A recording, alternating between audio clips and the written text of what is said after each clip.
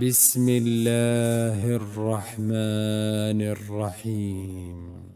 ألم تر كيف فعل ربك بأصحاب الفيل ألم يجعل كيدهم في تضليل وأرسل عليهم طيرا أبابيل